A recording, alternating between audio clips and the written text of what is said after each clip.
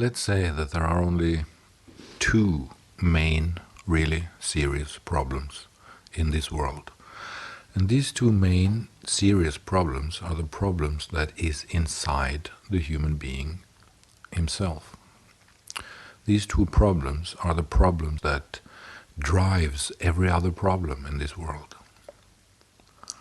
These two problems are that which constitutes, creates, and leads to absolutely all the other problems in this world.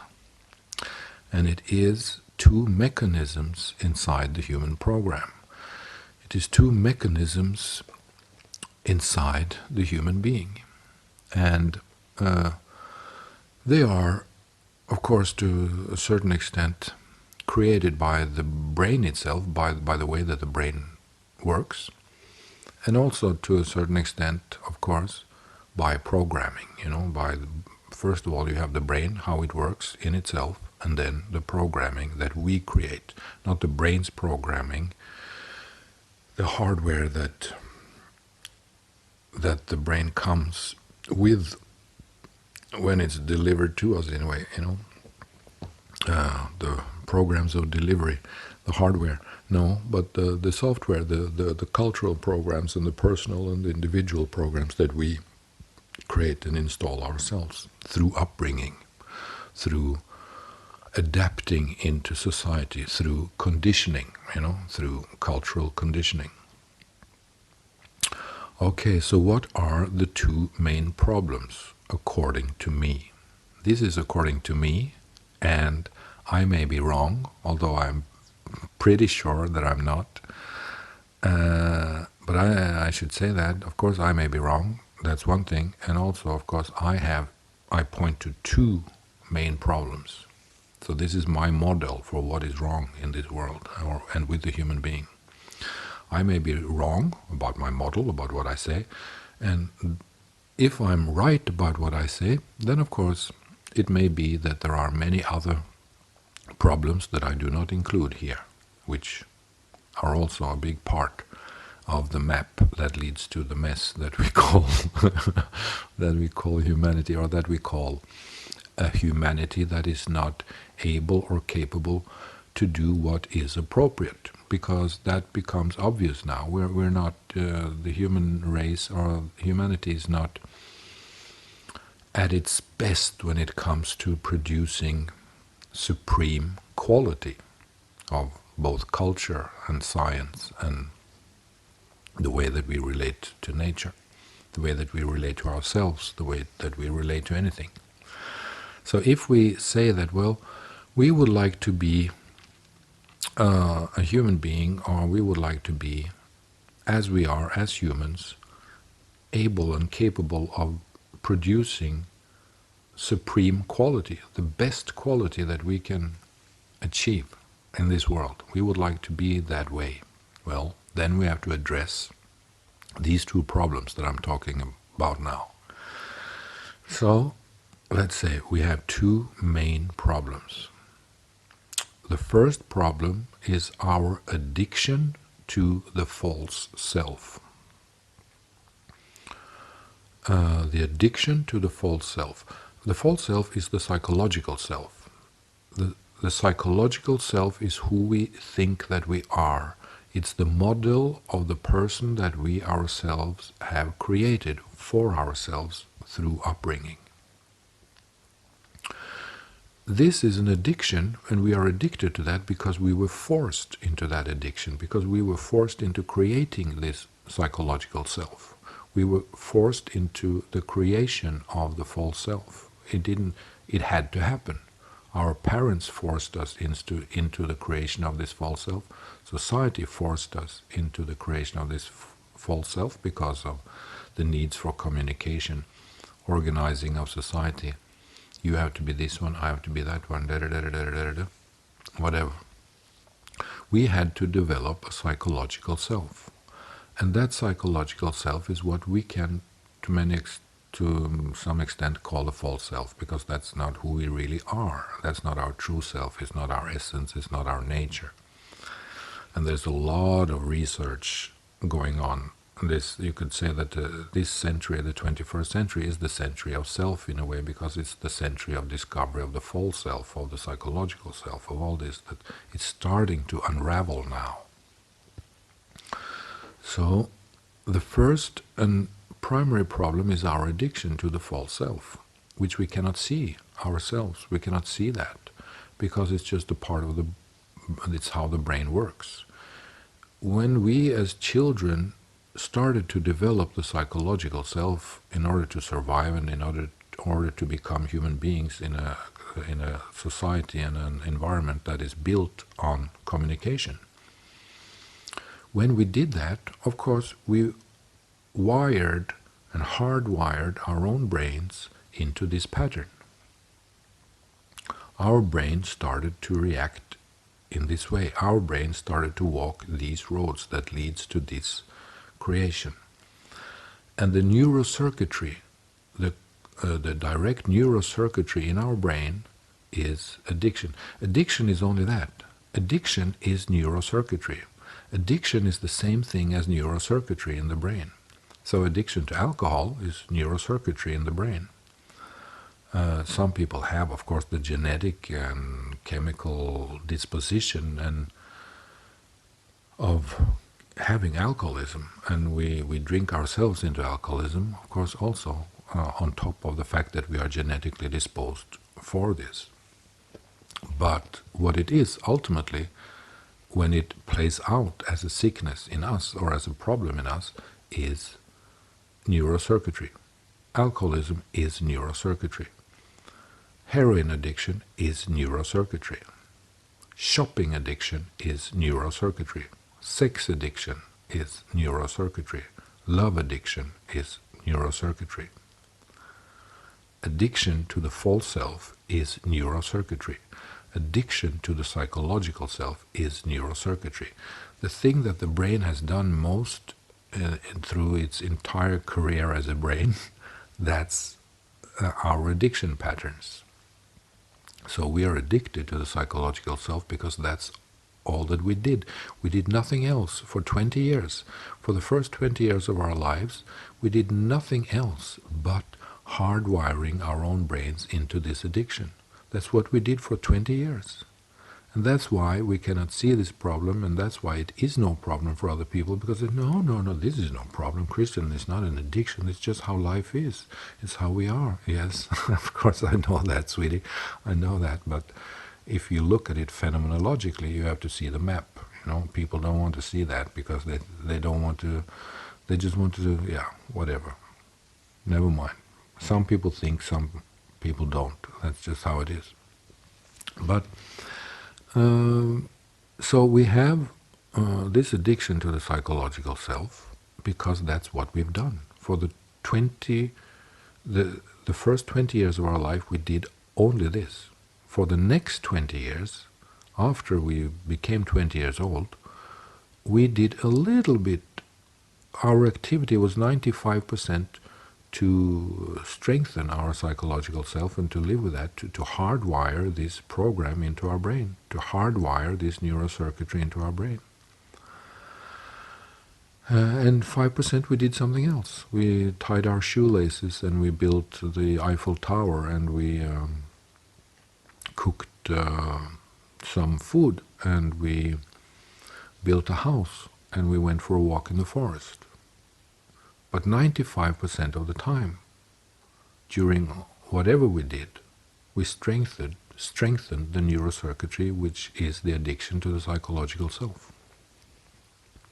So this is the first problem, and which means that people, or we as humans, we go into the same traps. We fall into the same traps, all the traps that the psychological self produces for us.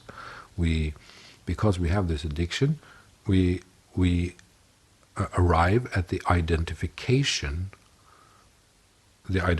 processes that in many ways constitute the life of the human being, because the life of the human being is about identification and interpretation.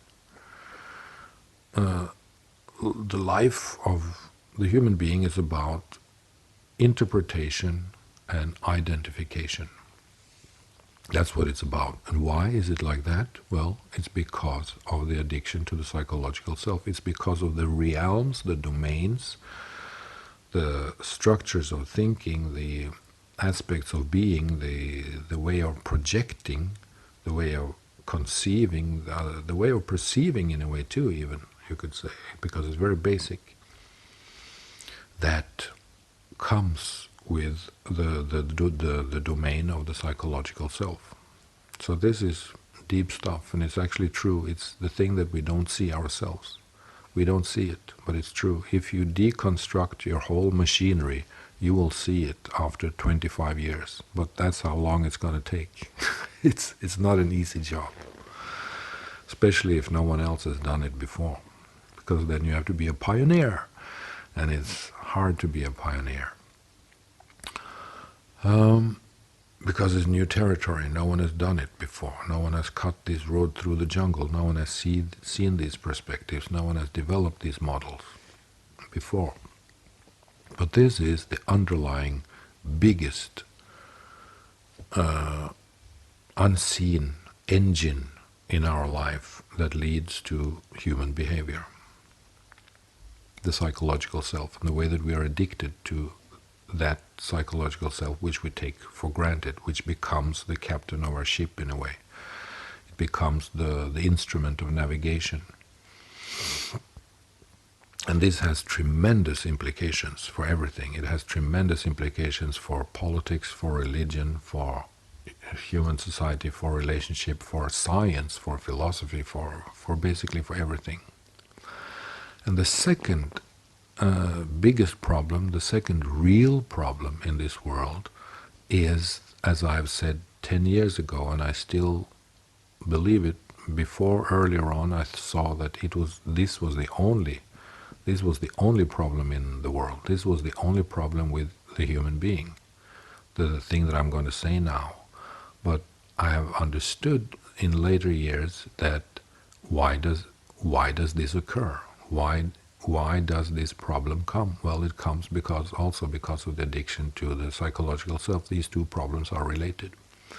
But problem number two is the belief in the validity of thought and language. To be more precise, it is our belief in the validity. Okay, let's be truly precise here. The belief in the idea of the validity of thought and language. That is the second problem, and it is huge. That problem is bigger than this universe. That problem is bigger than the distance from here to a galaxy that we've never even heard of. The belief in the idea of the validity of thought and language. Thought and language is practically the same thing. So you could say that the belief in the idea of the validity of thought, the idea that thought has validity, the structure of thought, the semantic aspect of thought, the structure, the architecture of thought, the architecture of language, what language represents, what thought represents. The idea that this is valid in a scientific or in a way that it represents or mirrors the truth of nature, or whatever that we conceive or analyze or perceive or relate to. So it is basically the cave of Plato, which is the first and foremost, most brilliant philosophical allegory, the cave of Plato, which is the most perfect, in a way, allegory philosophically that was made 2,000 years ago. Or, a long time ago.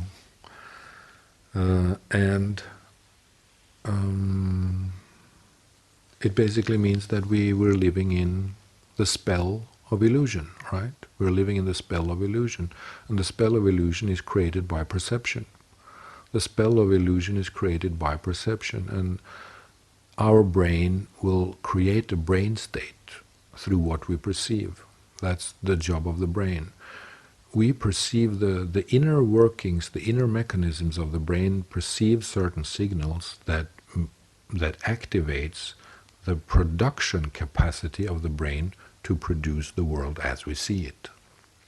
And that is basically the scientific explanation of the cave of Plato. The scientific explanation of the cave of Plato is like this. The inner brain, because we have two brains, we have the outer brain and the inner brain. The outer brain, to a certain extent, we can change it a little bit. The inner brain, we cannot change, we cannot access it. It is the secret inner engine that controls the body. It controls everything of bodily functions. It controls life, in a way.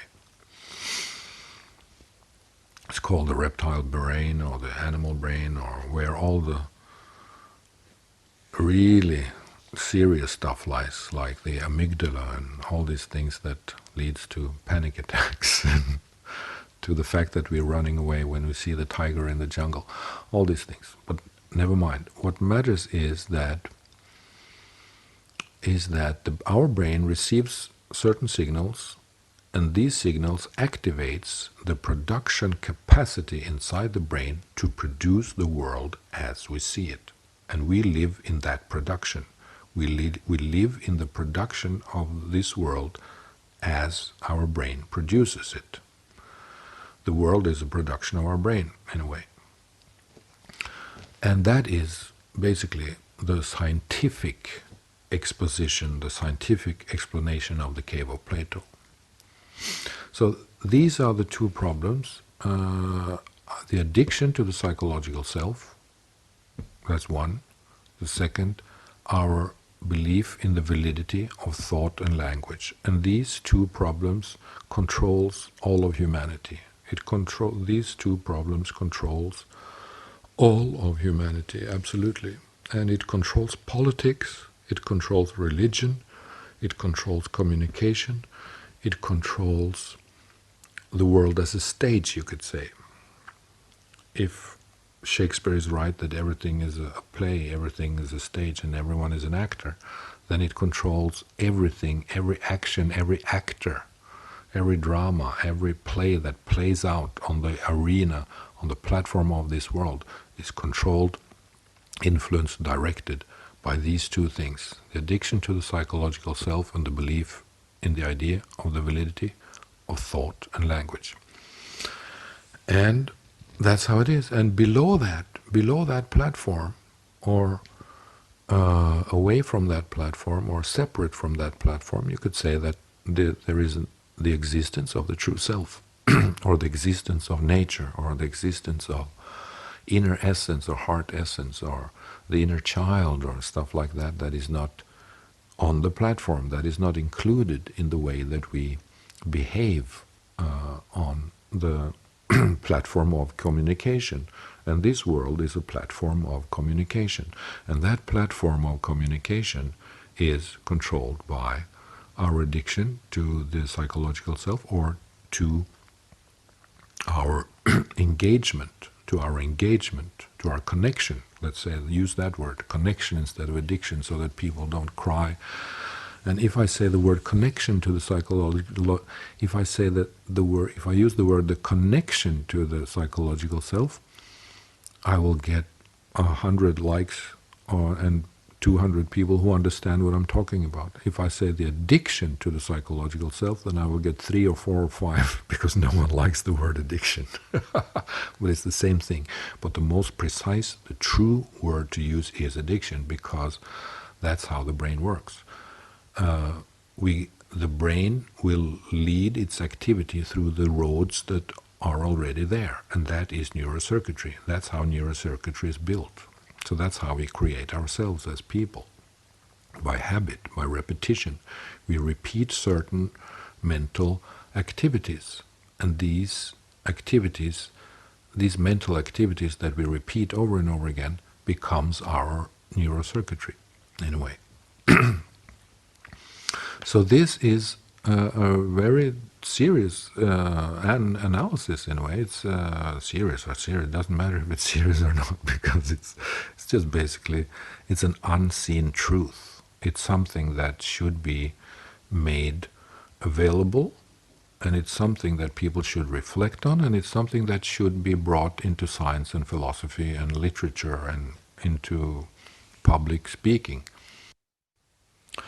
And the reason why this should be brought into the public sphere, into society as a whole, the reason why this topic should be brought onto the platform of communication, the reason why this subject should be brought into the awareness of humanity, into the curriculum of the education of the human being, is simply because this is how we learn. This is how we learn. This is how we see ourselves. If we cannot see ourselves, then how can we create a better society? It's just not possible. We have to see this in order to create a better society. And in order to create a better society, you have to address the human program. If you don't address the human program, then you're an amateur, and you will end up with a society that is like a kindergarten. If you're a professional, you will address the human program, and you can progress. If you're a professional, you can progress into something that is valid, something that is worthy of humanity, something that is beneficial, something that is appropriate, something that is grown up, something that is real, instead of sweeping everything under the carpet and thinking that, oh, no, it doesn't matter, we just have to control climate change, and if we can do that, then everything's going to be fine. It's not going to work that way. It's not going to be like that. We have to address the human program. We have to see, what is it? By which mechanisms is it that we live our lives? Which mechanisms inside ourselves is it that controls our own behavior? Which mechanisms inside ourselves is it that leads to how we think? How is it that I think about myself? How is it that I think about the world? And why do I think in this way? So the reason that we have to see this, the reason that we have to make this clear to us, the reason why we have to accept to see this map, the reason why we have to accept to see these truths, are simply because this is how we learn. This is how we can modify our lives, our existence. This is how we can improve ourselves. This is how we can make our brain better and more appropriate, attuned to the life that we want to have. Because if we let ourselves be prey or victims to the neurocircuitry in the brain that is already there, then we will be a slave of the programs that we have already developed. What is the relationship between thought and language? What is the relationship between the construction of my psychological self, what is the connection, the relationship, the interaction?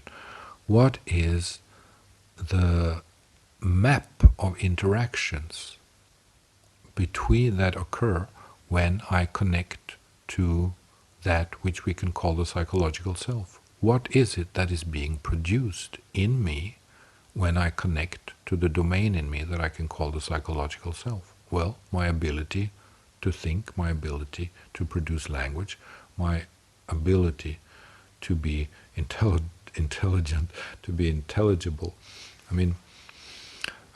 So of course, I'm not saying that we don't need the psychological self. I'm not saying that the psychological self is some kind of an enemy. I'm not saying that. I'm saying that we have to have a mature relationship. We have to have a mature understanding of it. All right, I have this mechanism inside myself. This is how the brain works. This is how it appears. This is how it works in real life, in everyday life. All right, this is the part of me that I can call the psychological self. This is the reason why I connect to it. I connect to it because of certain patterns in the brain, and those patterns are neurocircuitry, and that neurocircuitry is the basis of addiction. Whatever the addiction is, sex or alcohol or love or luxury items or perfume or shopping or climbing mountains, or meditation. We can all get addicted to whatever it is, and the real truth in this life is that if you want to have a good life, find out which addictions that you would like to have and which addictions that you would not like to have, because the brain works in an addictive manner. The secret to a good life is to be aware, what kind of addictions is it that I would like to give to my brain, because if I give these addictions to my brain, I'm going to have a good life. So we have to reprogram our brain in a way, and we have to take responsibility for that, because if we don't do that ourselves, our brain is going to follow the neurocircuitry that's already there.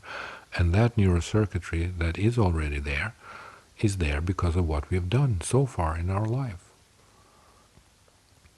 All right, that means that this is also reflected by neurocircuitry in the brain. It's just how it is. It's just a fact. All right, so let's address that